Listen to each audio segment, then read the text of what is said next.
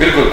ખાસ કરીને જેને કહે કે માનવી સતત ને સતત પૈસા માટે દોડધામ કરતો હોય છે અને પરિવારના ટાઈમ આપવામાં એ અટાઈમે આવતા કે જ્યારે બધા હોઈ ગયા હોય ત્યારે ઘરે આવે જમીન સીધું સૂઈ જવાનું કે પછી બપોર સમયે કાંઈ ભેગા ન થતા હોય તો આવી બધી પરિસ્થિતિને આગળ માનવીએ એમ કે સ્વસ્થ રહે છે માનસિક રીતે, આર્થિક રીતે, પછી પોતાના આરોગ્ય વિશે કે તમે કીધું પ્રાણાયામ કે પછી કસરત કરવી કે આ બાબતે જેને કહેવાય કે મહામાનવ બનવા માટે એનું જે 24 કલાકનું જીવન દરમિયાન છે કે ભાઈ એમાં કેટલો આરામ કરવો જોઈએ, કયા પ્રકારનો ખોરાક લેવો જોઈએ, કેવી રીતનું જીવન જીવવું જોઈએ, લોકો સાથે મિટિંગમાં ગયા હોય તો કેવી રીતે બિહેવ કરવો જોઈએ, સામેવાળો ગુસ્સાથી વાત કરતો હોય તો એને આપણે કઈ રીતે સેટઅપ કરવું જોઈએ. તો એક સાયકોલોજીસ્ટ આપ જો છે મને કેટલાય લોકોને આપણે હજારો લોકોને અહીંથી સાચા કરીને મોકલા હોય ને સાવરકુંડલા અને વગેરે વગેરે જગ્યાએ આપ પણ જાઓ છો ખરા, તો એ વિશે આપ શું કહેશો? ભગવાને 24 કલાક આપેલી છે તો ઇન જનરલ સ્ટડી એવું કહે છે કે 8 કલાક આપણે સૂવા માટે એનો ઉપયોગ કરવો જોઈએ. બાકીના કલાકોમાં આપણે 8 કલાક જનરલી જોબ માટે ફાળવતા હોઈએ અને બાકીની જે 8 કલાક વધે છે એમાં આપણે આપણા શરીર માટે 1 કલાક ફાળવવો જોઈએ, જેમાં કસરત, વ્યાયામ, ચાલવાનું આવું બધું રાખી શકાય. રોજ અડધી કલાક પોતાને ગમતી પ્રવૃત્તિ માટે કરવું જોઈએ, પણ ગમતી પ્રવૃત્તિ એવી હોવી જોઈએ કે જેમાં તમારા હાથ પગ હલે અને તમે એ વસ્તુનો ફ્રૂટફુલી ઉપયોગ કરી શકો. જેમ કે ચિત્ર દોરવું છે અથવા તો કુકિંગ છે, કોઈને કુકિંગમાં રસ હોય તો, કોઈને ડાન્સ ગમે છે તો ડાન્સિંગમાં રસ હોય તો. પણ માની લો કે યુટ્યુબમાં બેઠા બેઠા વિડીયો જોવા એ ગમતી પ્રવૃત્તિ હોઈ શકે પણ એ ફ્રૂટફુલ પ્રવૃત્તિમાં ન આવી શકે. એટલે ગમતી પ્રવૃત્તિ રોજ અડધી કલાક કરવી જોઈએ. તમારો કોઈ એક શોખ હોય જે નાનપણમાં કદાચ બાકી રહી ગયો છે પૈસાના અભાવે અથવા સમયના અભાવે અને હવે તમારી પાસે છે તેનો પૂરો કરવો જોઈએ. ખાવામાં તો એ જ યુઝ્યુઅલ આપણે જ કહેતા હોય બધું હેલ્ધી ખાવું જોઈએ, ઘરનું ખાવું જોઈએ.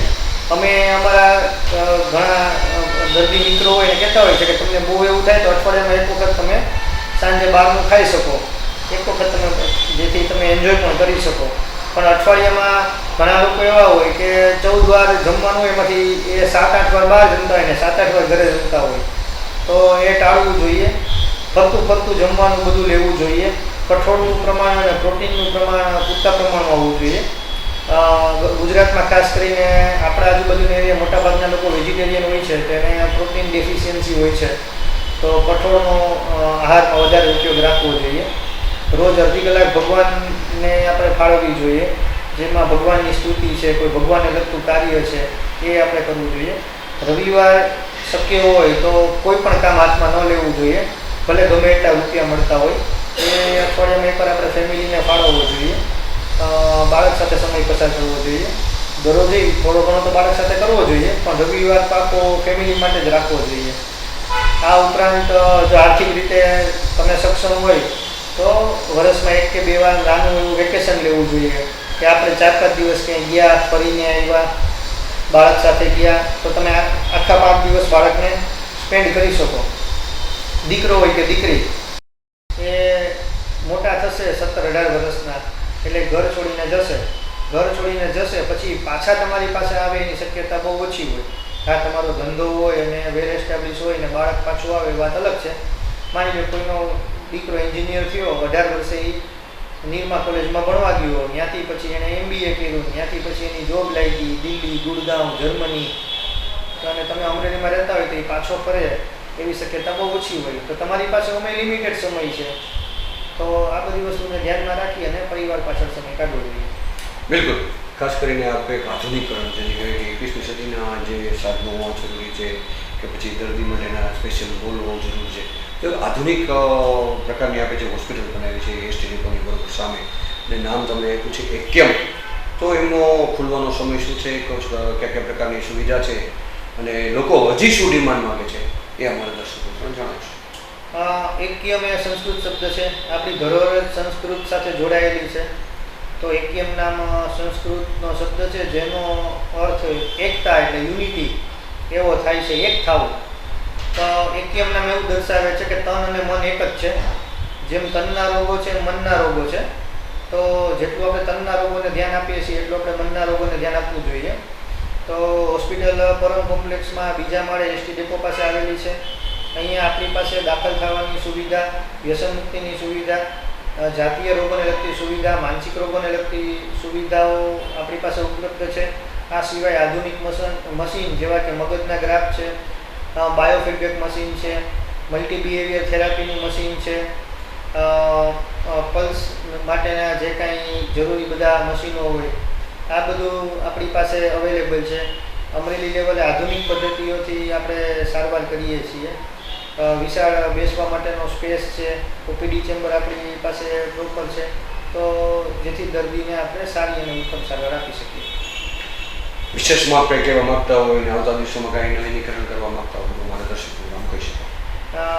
વિશેષમાં તો એ જ અમે એવું કહીએ કે અમારા અમે જે સાહેબ પાસે ભણ્યો એ સાહેબ એવું કહેતા કે તમે તમારા દર્દીઓને એવું કહેવું કે મનને જાણો અને જીવનને માણો.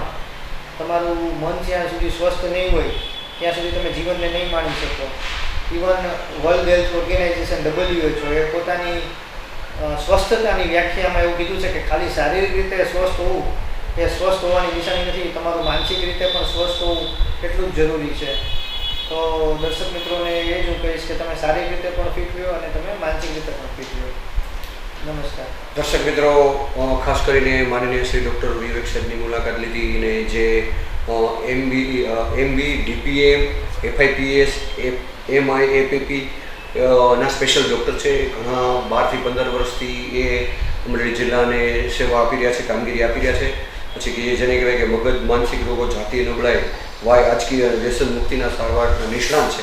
અને ખૂબ સારું એવું એમ કે અમરેલીમાં ચર્ચાઓ થઈ રહી કે ભાઈ 0થી લઈને એ દર્દીને અંદર ઉતરી અને 0થી લઈને ટ્રીટમેન્ટ કરવામાં આવે છે કે દાખલા તરીકે એનું હિમોગ્લોબિન કેટલું છે, એનું વજન કેટલું છે, એને માનસિક રોગ થવાનું કારણ કયું છે, એને માનસિક રોગમાંથી બહાર કાઢવા માટેની શું છે, પછી એને ઓછી દવાથી એમ કે તાત્કાલિક સારવાર મળે, કે જે એક નારાજ થઈને હોય કે મારા દીકરાને આ રીતે આર્થિક રીતે કે એને સદમા જેને કહેવાય લાગ્યો છે કે ભાઈ મનોજ શેર બજારમાં હારી ગયા એટલે આ રીતે એને થયું છે, તો એને કયા પ્રકારનો આરામ લેવો જોઈએ, કયા પ્રકારની જેને કહેવાય કે 0થી લઈને એકદમ ઊંડાણ એના પરિવારના સભ્યોને બોલાવીને કે ભાઈ આને આ રીતે થવાનું કારણ શું છે, પહેલાં કેટલું જમતા હતા, પહેલાં કેટલી રોટલી ખાતા હતા, પછી કેટલું જમે છે, શું દૂધ પીવે છે, શું ખોરાક લે છે, શું વ્યસન છે, એવો 0થી લઈ અને 100 સુધી પહોંચી અને દર્દી અહીંથી સાજો થઈને જાય એવા સુંદરમાં અને સારામાં સારા પ્રયાસો કરી અને ડૉક્ટર વિવેક સાહેબે અમરેલી જિલ્લામાં નહીં પણ સૌરાષ્ટ્રમાં એમણે નામના મેળવી છે.